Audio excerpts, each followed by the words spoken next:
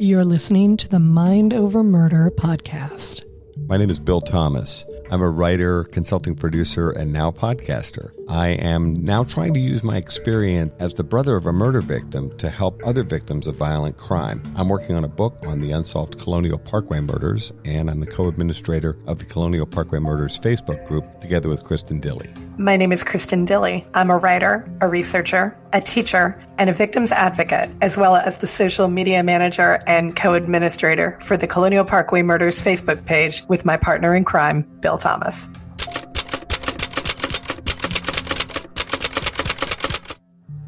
Welcome to Mind Over Murder. I'm Kristen Dilley. And I'm Bill Thomas. Only one of us is wearing a hat today, and that would be Kristen. And he's been making fun of my hat, please notice, for the last 15 minutes. Although I actually like the hat so much that I thought I would go and get my hat too. Well, it's been an interesting week or week and a half. Time really has seemed to run together here since everything happened with the pandemic. So I'm honestly not sure how long it's been, but it has certainly been an interesting week or week and a half here in the United States. I think it's been 3 months since the pandemic and I think we're closing in on about 2 weeks since the Black Lives Matter discussion and the George Floyd, I think we have to call it a murder. There's been a lot going on, as my mom would say. It's been an interesting process trying to find my voice related to all of this. As a writer and as an educator, it's important to speak. As a white woman living in the South who has had a fair amount of white privilege, it's hard to know when my voice is appropriate and when it's important to step back and let other people speak. So Bill and I have been trying to figure out over the last couple of hours, how are we going to approach this discussion? It's definitely a struggle, and I feel somewhat the same way. I'm a white guy originally from the Boston area, which is a place that people may think of as a liberal bastion, but has plenty of racial tension and prejudice. We had a ton of problems when I was a young person. We moved back there when I was heading into high school, and that was back during the busing era. I hear what you're saying about being a white woman from the South, but as a white man from the Northeast who's lived all over the country, I feel like kind of prejudice and animosity that we're seeing spill out once again on the streets of America's cities and towns. This has been part of our legacy for over 200 years. Speaking just for me, I think it's very important to say that Black Lives Matter unequivocally and without question. I'll be attending a small rally this afternoon in support of Black Lives Matter. All of us need to find a way to understand that America's law enforcement agencies have got to shift gears and right away. When we're killing 1,000 people a year, that's 20 people a week. They're not all as blatant necessarily as George Floyd, but they are systematic and they are a very serious problem. We are a country that is awash in guns and violence and the potential for violence, and yet I'm very struck by the white privilege that has been on display over the last few weeks. How is it that a group of heavily armed, almost exclusively white protesters can get in the face of law enforcement in Michigan at the State House and in other places around the country with no incident whatsoever, screaming inches away from the faces of state troopers and other law enforcement? For the most part, not even a single arrest. When a racially diverse group of protesters very righteously hit the streets to protest police violence, suddenly there's all kinds of problems. Now, we're not condoning in any way, shape, or form vandalism, window breaking, or looting. As a matter of fact, I think those things are happening because there's a very, very small percentage of people who are willing to take advantage of the fact that law enforcement have their hands full handling tens of thousands of peaceful protesters who are merely hitting the streets to express their outrage using their First Amendment rights of free speech. Once again, we see white privilege on blatant display. It's okay for you to get in the face of a state trooper if you're white and heavily armed, but if you're African American, Latino, Asian, or young, and you're merely marching on the streets of your city or town to express your concerns, that's a problem. And when I see Minneapolis police officers on the internet today pepper spraying peaceable folks just standing alongside the road, and these very clearly marked Minneapolis Police Department SUVs come along and spray protesters who are doing nothing wrong and nothing illegal, I might add. This, I have to say to the Minneapolis Police Department, you folks are doing yourselves no favors. The police in Buffalo knocking down a 75-year-old man and sending him to the hospital with a concussion. And by the way, doing absolutely nothing as he lies there bleeding from his ear, clearly in distress. Cops in New York City throwing a woman, and I don't care whether this woman was behaving in a way that was annoying. Cops are trained to deal with annoying people. Throwing this woman to the curb and leaving her there, barely able to move. Not only does the cop throw her to the curb, there's clearly a supervisor, a lieutenant, the folks that wear a white shirt, is directly behind this cop. They just march on past and leave her there lying by the curb, injured. This is law enforcement doing itself no favors. Now, I know we're a true crime podcast. We have a lot of friends in law enforcement and former law enforcement folks. There is no way around this. Law enforcement committing acts of police brutality at rallies designed to highlight Americans' concerns about police brutality are doing themselves no favors. And we've been lucky here, and by here, I mean my localized area. There have been several excellently organized, peaceful, thoughtful protests that have happened in Williamsburg over the last couple of days. They've been well orchestrated and there have been no issues, but that's just in Williamsburg. There have been protests in Richmond. In my opinion, it is well past time for the Robert E. Lee statue to come down. And I am very glad that there has been an agreement from Governor Northam to remove the statue. It's one of only several on Monument Avenue that need to come down, but I'm very glad that the Lee statue in particular has been the central focus of the protests up there in Richmond. It has been an interesting and enlightening and certainly confusing and frustrating and scary time over the last 2 weeks for, I think, just about everybody around the country trying to figure out, how do we respond to this? What is my responsibility? How can I make my voice heard? And there are no easy answers to this.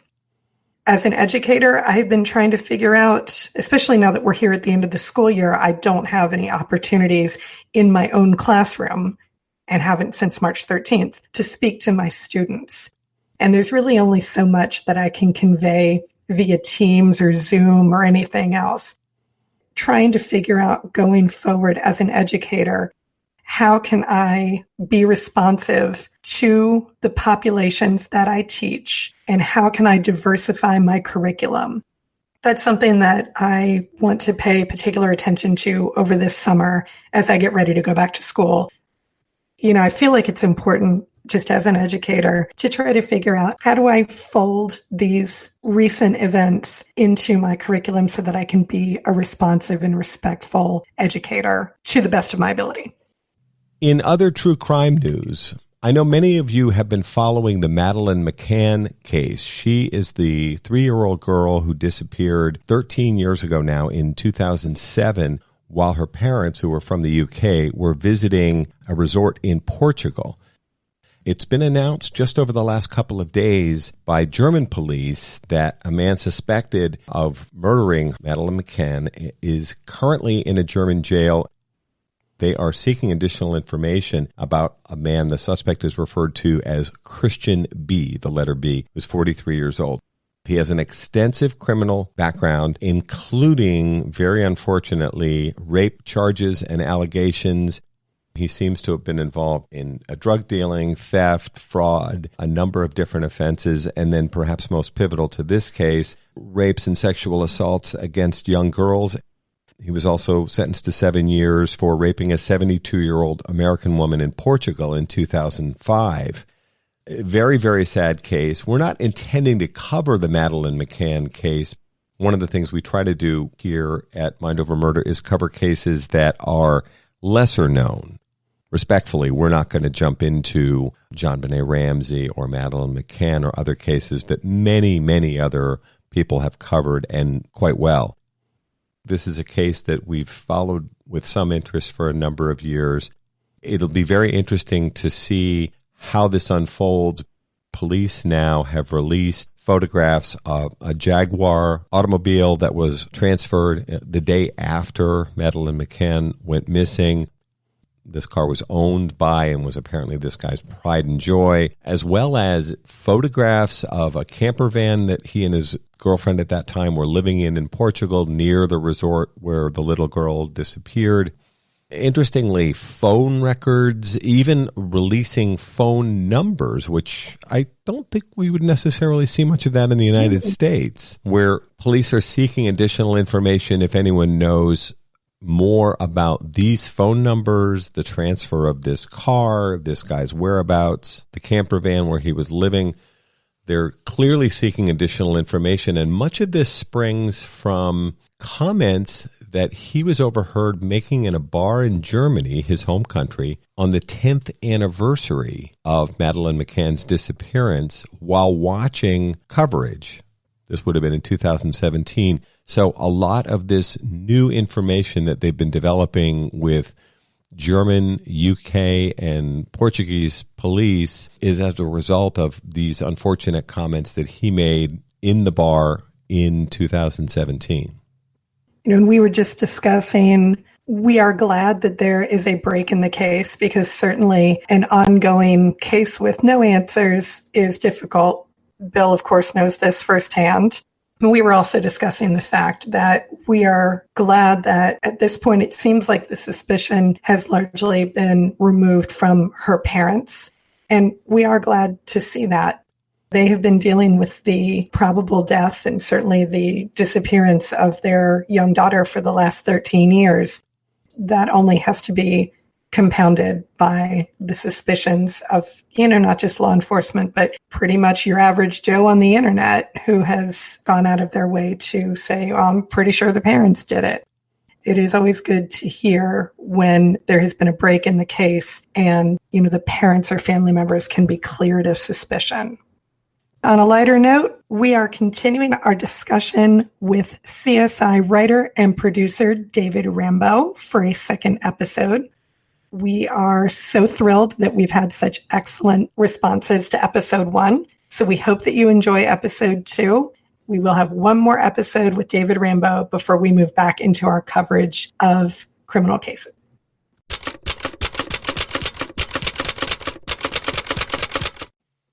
Tell us a little bit more about the writing process. We hear about people who are writer and writer-producers like yourself, and they talk about the writing room. Is there actually a room, and are writers ever writing together at the same time in the same room? Sure. The writing is in pretty much 3 phases. There's the initial breaking of the story, which is done by a group. And that's where we sit in the room, this conference room, and write on the whiteboard all the different beats and things. It starts as a very loose process. We'd like to do this. We'd like to see that. Here's a scene that might be fun. But once we kind of have the world of the story we're telling, we start with the true crime. What really happened? And at what point in the life cycle of this crime is there a crime scene that our people come upon? And what do they see? What are their first instincts? What do they need to do? What do they need to preserve? Just going through all that process. And then the second phase of the writing is when you go off with what you've just created in the room, the writer who's actually going to write that episode, or in some cases, 2 or 3 writers who are sharing the credit, and they go off and you start typing, and that's done alone. You don't do that around other people. And then the third phase of it is the rewriting. And this is when the writer delivers their script, their writer's draft, and the showrunner, who was Carol Mendelsohn, and then eventually a co-showrunner during my time there, co-showrunner Narain Shankar, would rewrite. And on our show, the writer of the episode rewrote with the showrunner. You sat together and did the next pass. And the reason the showrunner does that last pass that becomes the shooting draft is that keeps the voice of the show consistent. But what was great about the process was that Carol and Narain were very, very accomplished writer-producers. And we each got to learn from them so much in the rewriting process. Why this scene doesn't work here, why you need to move that, why the act out should be here, where you break for the commercial. It was thrilling. My first episode, Butterfly, taught me so much about that process because I didn't know a thing about writing television. I'd come from the world of the theater where you sit in your pajamas until 4 o'clock in the afternoon working all by yourself and nobody sees you and you don't have to think out loud. You don't have to listen to other people's ideas about your story or try to pitch ideas on theirs. So it was very jarring for me, a very tough adjustment, frankly. Even just not working in your pajamas. You get to do that when you go off to write the script. So I went off to write after this long process, during which Carol saw to it that I got a crash course in television production. I was involved in post-production, pre-production, shooting of multiple episodes so I could see what all the departments were doing and get to know the people. And I was still, believe me, even the first day of shooting of Butterfly, I was still the wide-eyed kid at the circus. But I went off to write my draft from the outline that we came up with in the writer's room. And interestingly, I was writing it up at Lake Arrowhead, where I have a little retreat I go to write to. And there was a huge, huge fire coming up the mountain, and we were all evacuated out of the town. And I raced down the hill. I grabbed my laptop, raced down the hill, and I realized when I got to the bottom of the hill off the mountain that I had left all the research up in the cabin. I thought, how am I going to do this? Well, I came home and I wrote and I delivered a script that was unproducible, 70 pages. Just that's about a third more than it should be. But it was the outline. And Carol said, okay, let's start. And she and the director of that episode, Richard Lewis, and Anthony and I sat in her office. And Richard would go off to do scouting, come and check on us from time to time. And we did a page 1 rewrite. And the entire thing changed when Richard came in. He said, listen, this is and by the way, there were elements of Butterfly that were inspired by pretty horrific real life crimes. One in particular where a body had been dismembered and put in Ziploc bags in someone's freezer. It was just really, but Kristin, dismemberment was a big part of the Butterfly story. Yeah, very, very much was, yeah. And we knew it was a girl who was the victim, and we knew she was having an affair with this older doctor. She was a nurse. But Richard said, what if the victim looked just like Sarah Seidel, a character that Grissom can't express his love to, but he's really in love with her? What if they looked like alike? It would kind of force Grissom to examine his own feelings, not just a crime. Well, he had just auditioned a girl for something else who looked so much like Georgia Fox that we couldn't use her on the show. Georgia played Sarah Seidel. But to cast that actress, and I'm so glad she was game for it because I got a career out of it. We cast this girl who looked very much like Georgia Fox, and it just opened up that episode emotionally so much, culminating in a final monologue for Grissom. Another one of those, Billy saying, I'm not going to say any of this, and then showing up and delivering it time and time again, word perfect.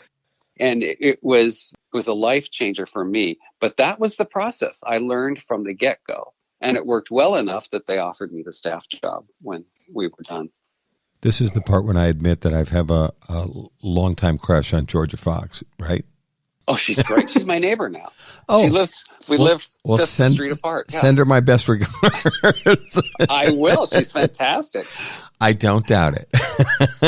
Yeah, she's great. But that's as far as I can take it because Pamela, my partner, listens to this podcast and she's like, what's this thing about Georgia Fox? I'll be in trouble for sure. I'll keep you out of trouble. Yeah, okay. Either that or this part ends up on the cutting room floor. Can I say something about the fans of the show, though? It was my Please first do. experience with medium, the power of this medium. 2 days after it aired, I got a phone call from CBS that there were flowers waiting for me at Television City. Wow.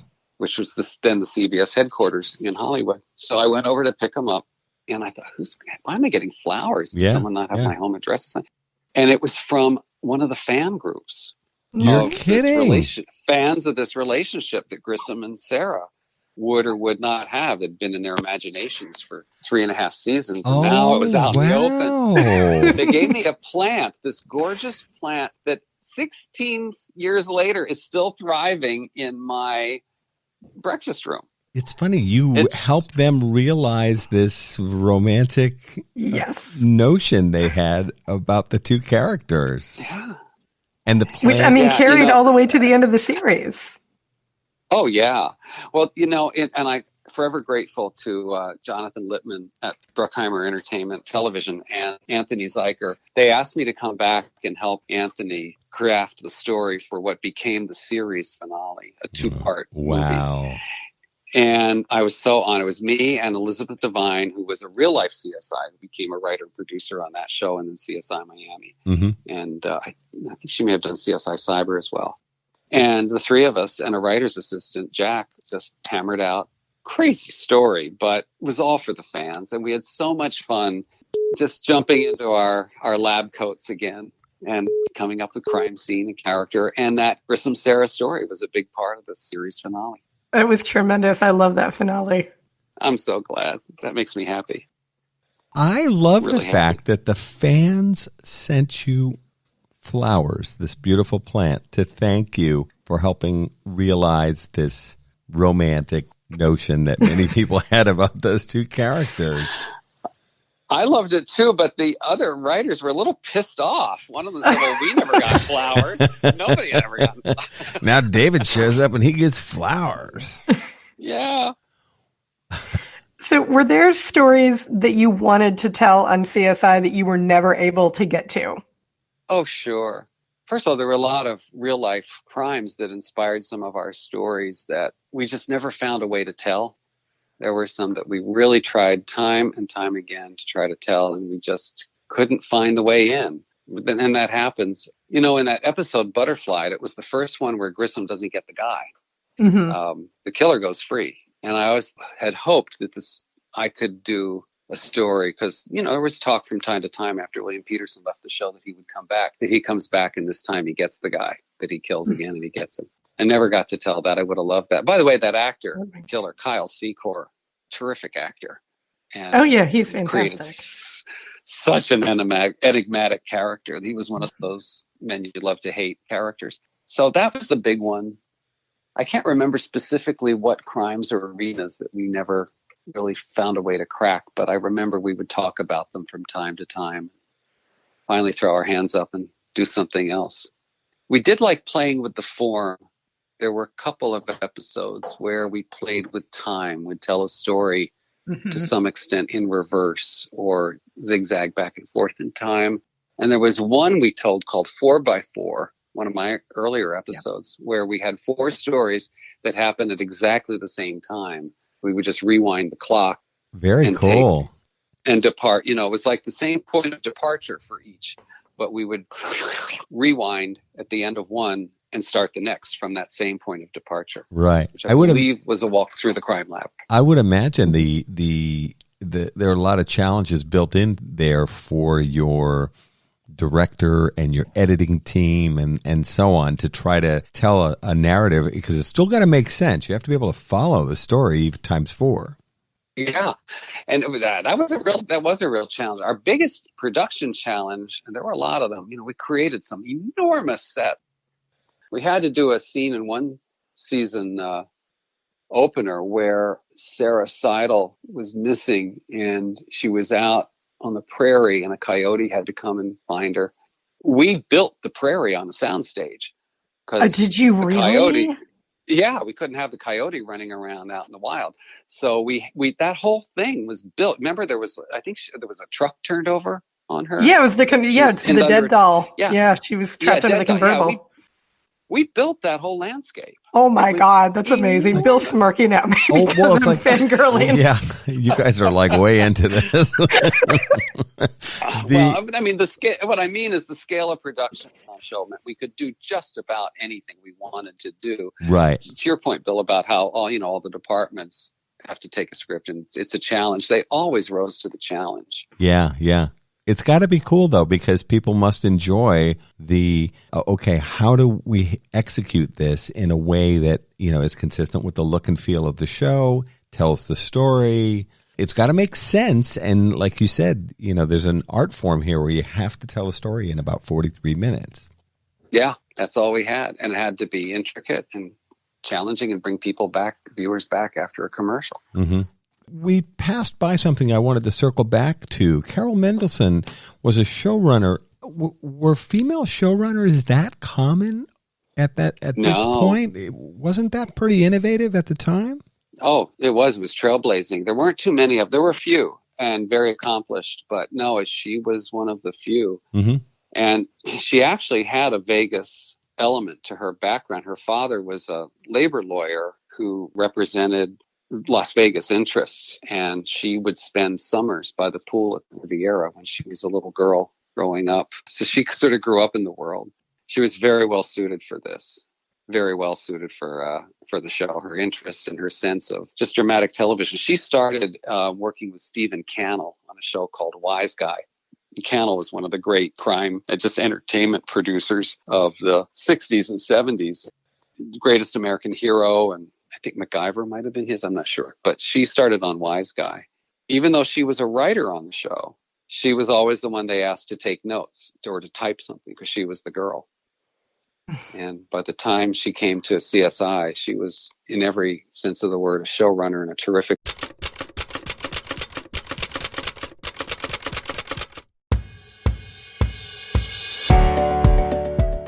One of the most frequent questions we're asked here at Mind Over Murder is, how can I help?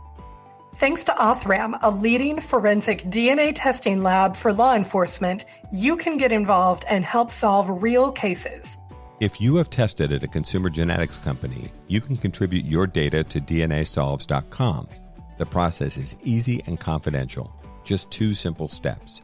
Your DNA might be the missing piece that helped solve the identity of an unknown person.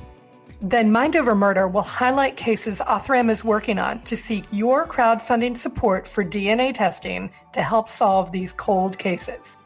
Upload your DNA profile to DNAsolves.com. It's easy, free, and confidential.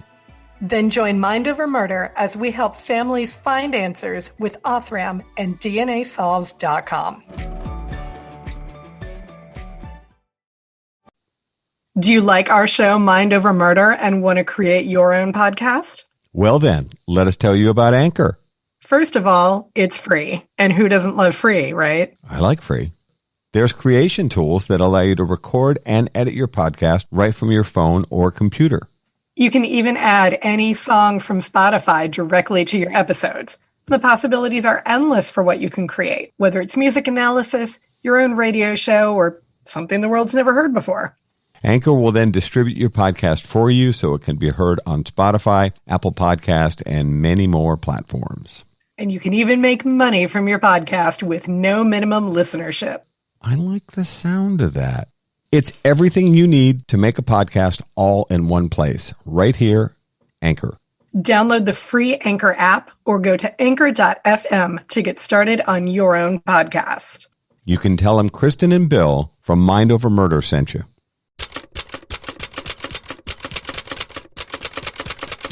One, I owe everything to her. Well, and it sounds like, she brought such an amazing skill set to the job at a time when there weren't very many women running shows. These shows. And by the way, in the early season, Bill, I should credit, in the early season, she had a co-showrunner, another woman named Ann Donahue. They did the early seasons together, and then Ann went off to pretty much run CSI Miami, and Carol stayed with Vegas. Right. And they were both real uncompromising storytellers, really, really terrific.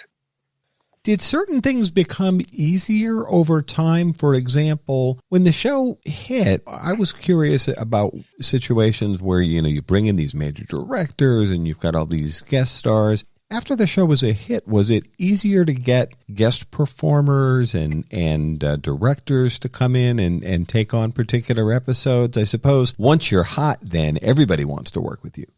Oh, yeah. Yeah, it was a lot easier. And we would get calls all the time from agents for actors and directors who wanted to do something on the show.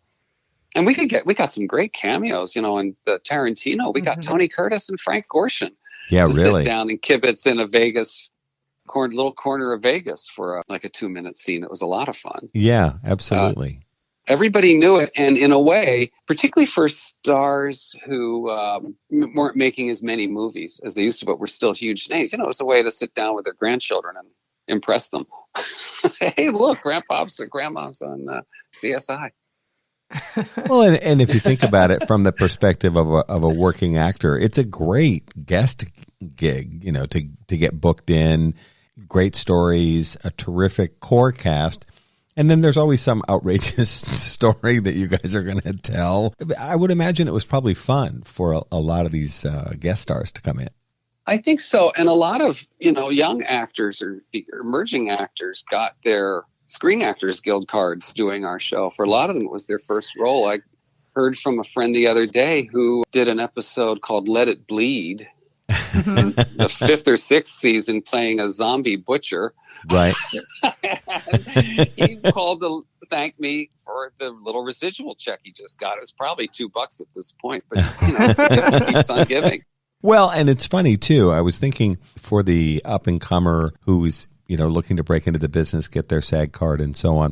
Of course, your choices are usually you're going to either play somebody who's been dismembered or someone who is doing the dismembering. Yeah. It requires a lot of acting, not get to just lie on the table. And often there were flashback scenes with the body and whatnot. So occasionally we would have a favor to a friend. Yeah, you can be a body. This one just, was in the background. We would do that. But even though those victim parts were really good breaks for some of the actors who got them. Mm-hmm. And of course, it's a little like the SVU thing, or now the Dick Wolf Chicago shows. The goal was to do all of them. Right. To do the trifecta, to do Vegas, Miami, and New York. Yeah. And then it's funny, for a lot of working actors working in the Dick Wolf genre, they would do guest appearances and maybe in a smaller role, and then you'd have to wait a certain number of months. And then so sometimes if you watch carefully, you'd see a lot of, New York theater actors show up. They'd play a prosecutor, a smaller role, and then, at some point, maybe later that season or the next season, they'd show up as a judge or a cop or whatever. I know that people said those were great gigs and people would always look for those opportunities. I can imagine that happened with CSI as well. Oh, all the time. And we did have a policy that every now and then the network would say, no, we've used them, we can't use them again or something. But if we could persuade them that they would not be recognizable. Right. And they didn't want them.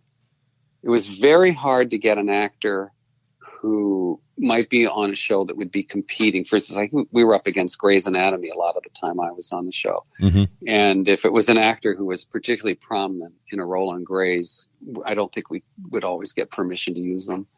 Little things like that you'd never think of. But by and large, we had great fun actors. They always loved the work. And we did some horrible things to them. I mean, I think of this poor girl, there's a show called, was it Russian Dolls is what I'm thinking? I think that was the title. Sarah Goldfinger wrote about mail-order bride from Russia who was buried in the desert. And that poor actress, she had to get in the hole and they poured hot tar over her, which really was what they did. They poured hot tar over the corpse. But our girl, we poured chocolate syrup over her. But nonetheless. Exactly. This horrible wind, and she got up, they hosed her up. Very good natured, big smile. Hey, it's another, day living the dream. Yeah, speaking of insects showing up. Yeah. Let's pour hot chocolate all over somebody. Okay, here's inside baseball on the maggots. Ooh. They weren't always maggots. They were often grub worms because maggots under the studio lights would mature too quickly. The lights would accelerate their maturation process. And they'd become pupa and turn into God. take after take. So You don't want them curling up and going to their next phase. You want them to keep crawling. And No, heaven disgusting. forbid. Yeah. So Grissom Bill, had a couple of I have- tarantulas. Were those Billy's? Oh, the tarantulas were always real. The tarantulas were real tarantulas. Billy didn't own them, but yeah, we had a tarantula wrangler. Oh, it's funny. Those are some of my favorite credits. I love, oddball creature plus wrangler in the credit. Yeah, we had a lot of those. So, David, what kind of training did the actors get to ensure the authenticity of their performances when it came to, say, the testing and the lab equipment and so on and so forth? They were all sponges. They were really good about it. They just absorbed it. We had a real criminalist on the set every day of shooting, even if there were no process scenes, they were there. And they were really good, to my surprise, about doing things like taking the specimen, you tweezing it into a test tube, using the pipette to put this fluid in and then that, and put it on the centrifuge, and then running it through this or that or whatever. And they were really good with the technical dialogue. I was very impressed because I don't think any of them had done anything scientific like that before. In fact, CSI created a whole new genre of crime television. All of that process in the lab, if it happened in a criminal story, usually happened off camera. I don't really recall seeing scenes in a crime lab unless it was something simple like comparing fingerprints. And they didn't really, we made the APHIS database visual. Yeah. For the first time, I think, in television, and the CODIS DNA base. Granted, our video for that, which was animated, we always animated the search with the ding ding, the match or no match. Right. It doesn't really look like that, but we were telling the story through those visuals, which made it really clear for the audience. But the actors loved it. They were really good with it. Yeah, and I think you're right. I do think credit has to go to CSI because I think previously, I've been an avid film and television fan and reader for many years. Before then, it was mostly referenced. They would say, well, we're going to send this out to the lab, or we got a fingerprint match, or what have you. And yet, obviously, you as writers and producers had to figure out, well, how can we make that visual? It's a visual medium. We have to tell the story in a way where it's not just two people talking at each other with endless verbiage and no visual. Exactly. We had 3 units to do that. One is the main unit that filmed all the scenes, all the dialogue, everything on our standing sets. And then we had a second unit that had a stage in Pacoima, I think, or North Hollywood, very far out along Sherman Way, which was, I think, an old warehouse or factory or something that we converted to a 2-stage effects stage. So all those close-up CSI shots, where the bullet would go through the tissue, or you'd, just see the pipe being unscrewed right at the joint. All of that, the basis so often that animation was laid over. Even in the Theory of Everything, the squirrels coming to nibble on the on the wire, which we had a squirrel and we put peanut butter on the wire. And the squirrel. Was there a squirrel wrangler? There was a squirrel wrangler, and I learned a lot about squirrel breeding that day. Maybe even more than you needed to know. Exactly, because different squirrels and different species of squirrels have different gifts, and some were trainable and some are not. Anyway, amazing. That was the second unit, and then the third was the virtual unit, which was the on-screen visual effects, anything that was CGI or computer animation. So it really took all 3 to make an episode, which is kind of feature production television. We were talking about something this afternoon, by the way, to that point. What happened to all that cool stuff that was the sets for CSI? I don't know. I was not there when they wound down. I can tell you at the end of the season, sometimes they sold off the wardrobe. And it just so happened that George Eads, who played Nick Stokes, and Eric Zamanda, who played, why am I blanking? Greg, thank you, Kristin. Thanks for Greg Sanders. I know them by their actor names so much now because it's been years since I wrote for them. They happen to be similar to me in some sizes, so I could usually score a nice jacket or something at the end of the season. Very cool. I love it. I don't know what happens. As I was not there when the series ended. Yeah. I do know that our sets were stored some of the sets were restored in the hopes that we could get that 2-hour series finale. Right. And by the time we got the green light, we had lost our stages. In fact, they've been torn down at Universal Studios. They're putting up a Mario Brothers attraction, I think. Our stages and Desperate Housewives and the Ghost Whisperer stages all got torn down. Oh, that's too bad. Oh, and the Phantom of the Opera stage. That breaks my heart. That's been there since 1927.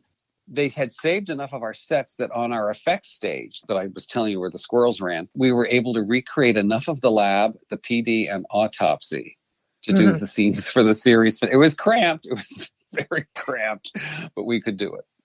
I don't know what happened to the equipment. I don't know. Would have been cool, in the den, maybe, microscope or something. A couple of microscopes, exactly. I kept props, like one prop from each of my episodes, whether it was Sherlock Holmes' pipe or a little toy dinosaur. Yeah, I have like one. I would ask for one thing if I could keep it. So I still have. They're all scattered all over my house. Like you said, that bloody axe really meant so much to me. I'd like that just to keep it around the house. Nah, I didn't get any of the weapons. No, probably not. But you did keep the pipe from I Shot Sherlock? Yes, I have that pipe. That's great. That is a great episode. Yeah. So much fun. Thank you. I think that was my third. I think that's the third one I did. Great. Yeah. That was very clever. Very clever. Thank you. Okay, so each character seems to have one type of crime that they have a hard time responding to. Like we know that Sarah and Nick have a big problem responding to crimes involving children, like understandably because of their background. So were there types of crimes that you found particularly difficult to write about?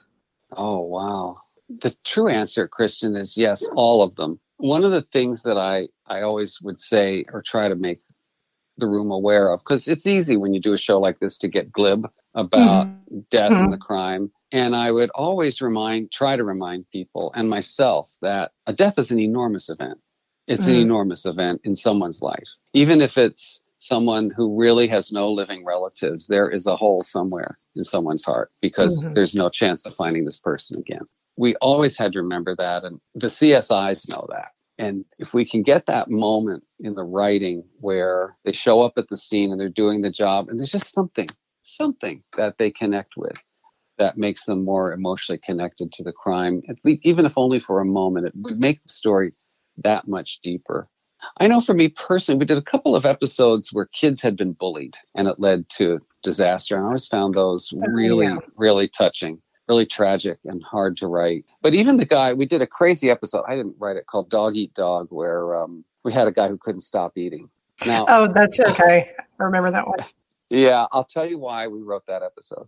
We never had an episode run on Thanksgiving, a first run. If they ran a CSI, it was always a rerun. And one year the show was doing so well, and CBS said, we want a Thanksgiving CSI. And we really, for some reason, the writers did not want to do it. So then we found out about this syndrome called Prader-Willi, where you can't stop eating. You literally have no off switch for your appetite.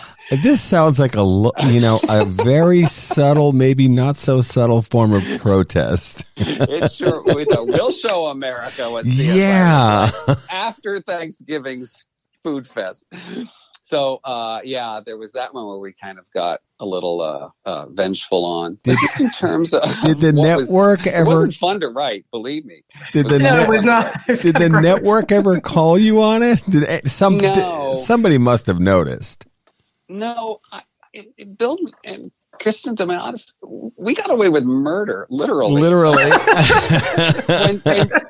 And the CSI occupied a place that no television show had in ages. In fact, really had never had it before, because American television was even more global than it had been when shows like Gunsmoke and ER were filled the airwaves. Right. So I want to say it aired in 196 countries, something like, and there are only 198 to begin with. I mean, it was like almost every country, whether it was bootlegged or legitimate, had CSI. A question. So because of that reach, they'd let us do pretty much whatever we wanted to do. Well, to that end, was there ever an episode that was run and then not repeated because of feedback that you got from fans or anything like that? It occurs to me that there was, and I don't remember which one it was. It wasn't during my time there. I will tell you that in the Tarantino episode we were talking about, there's a scene toward the end where Nick Stokes imagines his own autopsy after his death. Oh, yeah, I hated that scene. Wow. Yeah, well, it was pretty strong. And frankly, I think that's when we added, when we realized we needed to fill a little time. Right. And it was a crazy fantasy scene. We It's had rough. to print it in black and white because it was just too much in color. It was just too graphic. Wow. Quentin really went all Tarantino. He went, yeah. We had to pull it back. We objected, but I think it now, with hindsight, that's the right call. So did the scene stay in? Yeah, but it's in black and white. We just because it's a dream, so we could do that. You could take play that leap. Play around with it. We did have an episode that I don't think got rerun a lot called, forget the title, but it was about a guy, a grown man, late middle-aged man, was a little portly, who had a fetish of infantilization, a sexual fetish. He wanted to be diapered. King Baby. King Baby, thank you. We actually got in trouble with the Justice Department for that one. Why? I mean, I thought it was more like from a taste and style perspective. I would have thought that too. Wow. No, it was right after the Super Bowl where Janet Jackson had a wardrobe malfunction. Oh, yeah. And suddenly, decency is, my dog is contributing. It's not his favorite episode either. There was a very big push from some of the conservative Parents Television Council and some others. Right. Start looking at all the programming. And they thought CSI was pushing the envelope anyway. I mean, we were on late at night still. And there was a poopy diaper was part of the evidence. And they really objected to seeing that. So yeah. I think that episode didn't rerun until that was altered in the master print or whatever they did. We should give credit. What's your dog's name again, please? That is Leonard. Leonard. We just want to, make certain, we're all about credit. Where credit's due. That Leonard appeared in this episode of Mind Over Murder. I'm so proud of the boy. Leonard as the barking dog. Yes. Was there ever a particular episode that touched members of the cast or crew in a particular way, in your opinion? Well, on a personal level, the farewells were always hard. When an actor was going to leave the series, that was very, very hard. I remember when the character of Warwick was killed. Oh, this man. is another Billy Peterson monologue story. We had to do the funeral, and I don't think Alan McDonald, who wrote the episode, will mind me telling the story, because he came to me and he said, I've never written a eulogy, and Grissom has to say something. That's right. For Warwick. Could I help him? And I drafted something, and Alan thought it was beautiful. I don't think he changed a word. In fact, I think it went into the final script pretty intact. But of course, Billy took one look at it and said, I'm not saying all this. I'll just say, he said, I'll start to talk and then I'll get emotional and I'll just say, I miss him so much. It'll be simple and brief. Right. Okay. Yeah. And of course, on the day action, Billy does the whole thing, word perfect, and we're all sobbing. There was that. But it is sad, though. In other words, even though Gary Dudon was the actor, even though he was still alive and well, you are saying goodbye to someone that you've worked with for a number of years. So there is an element of sadness, and so it sounds like Peterson was able to kind of tap into some of the sadness of he did losing a longtime colleague. That was a hard one. And when Georgia Fox left the show, that episode was really hard, but she came back, so we didn't know that would be the case at the time. But actors leave for different reasons, then they come back. But I know I wrote an episode called Still Life, which is my favorite episode of my 7 seasons. It's amazing. Isn't it good, Chris? I just love that one. Amazing. Yeah. And I know Marg had a couple of scenes with Billy in particular, but Marg really related to that one personally. All the scenes with the parents and the kid. It was about a missing child. Right. And she's a mom and the whole thing. Exactly. It was very personal. But that happens to CSIs in real life, too. Oh, of the ones that we've met, absolutely. And they do get very wrapped up. I would say that almost everyone that we've met, which is a lot of folks now, who've either worked on my sister's case or other unsolved murder cases or what have you, people that we've met through Crime Con, which is, by the way, if you've not been yet, I assume. No. It's actually awesome. amazing. We've been twice now, and it is incredible. They would love to put something together around you guys, I'm sure. Oh my God. Yes. We'd love it. It's thousands of people who are extremely enthusiastic about true crime, and they're interested in, both fictional and nonfiction presentations of crime in all its facets. It's really, really fun. I'm sure they would go bonkers if you guys ever wanted to put something together. Oh, we should look into that, because I think it'd be fun for us. And we have a little hindsight now. We've sort of seen the children of CSI as more crime shows have come on the air, and how they've changed because of our show and what viewers want. I mean, it really is all about the viewers.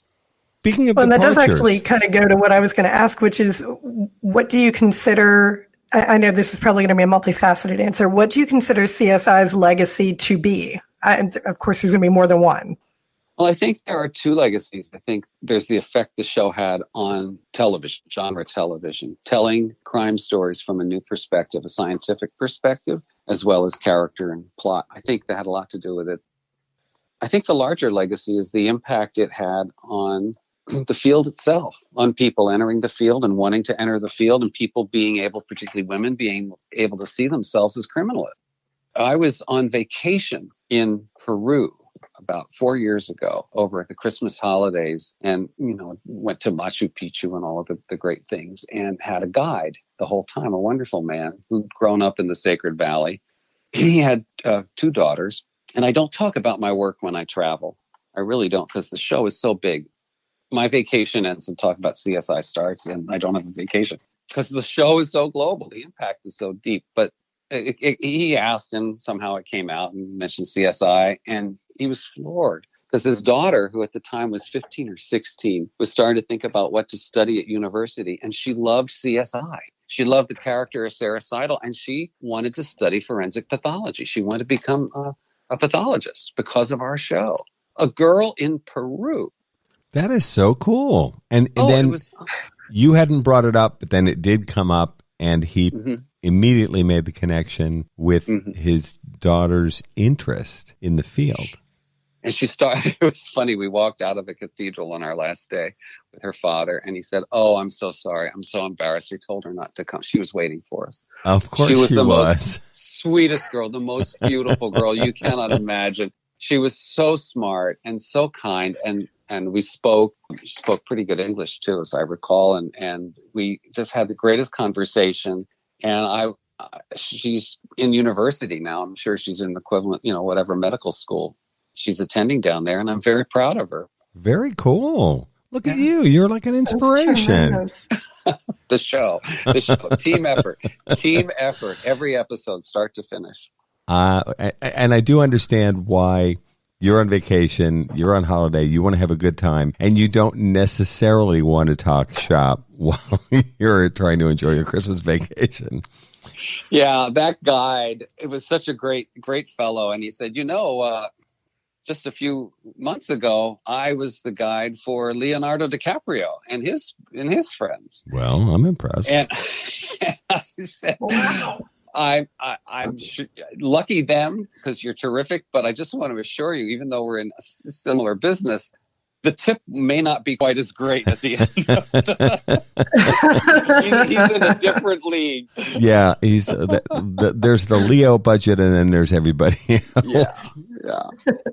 When you were talking about departures, why did Billy Peterson decide to leave the show? He'd been on the show for 10 years? No, he did 8.5 seasons. He left in the middle of season 9. Right. And we were doing 24, sometimes 25 episodes a season.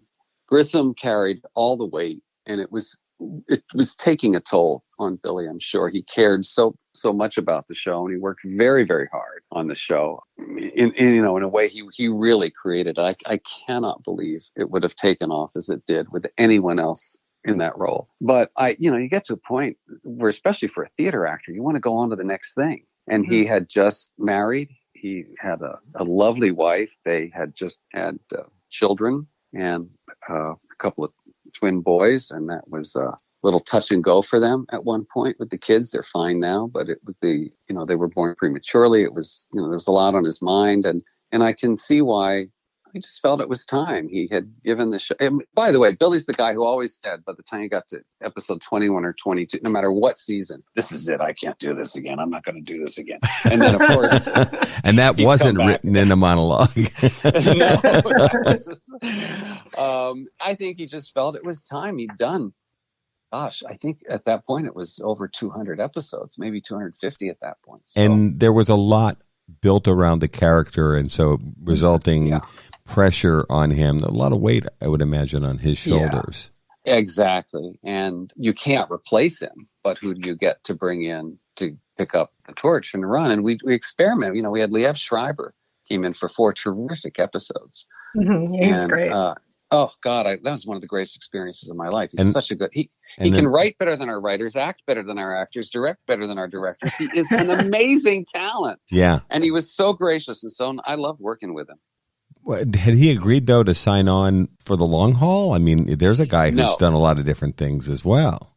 Oh, yeah. I think he wanted to flex his television muscles. He had done some television, but nothing, where he's carrying this episode or whatever. And he did 4. That was the deal. He would do 4. And the one thing we felt we had to do was kill off his character. That we had to make sure that Grissom was coming back and running the show.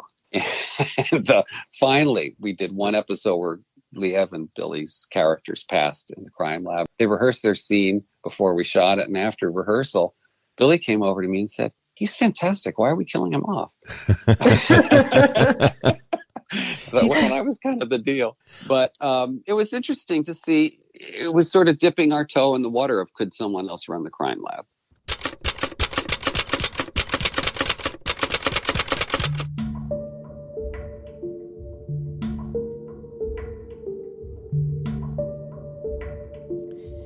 Mind Over Murder is a production of Absolute Zero and Another Dog Productions.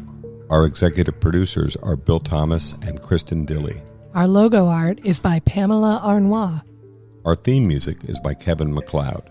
Mind Over Murder is distributed in partnership with Crawlspace Media. You can follow us on Facebook, Twitter, or Instagram. You can also follow our page on the Colonial Parkway Murders on Facebook. And finally, you can follow Bill Thomas on Twitter at BillThomas56. Thank you for listening to Mind Over Murder.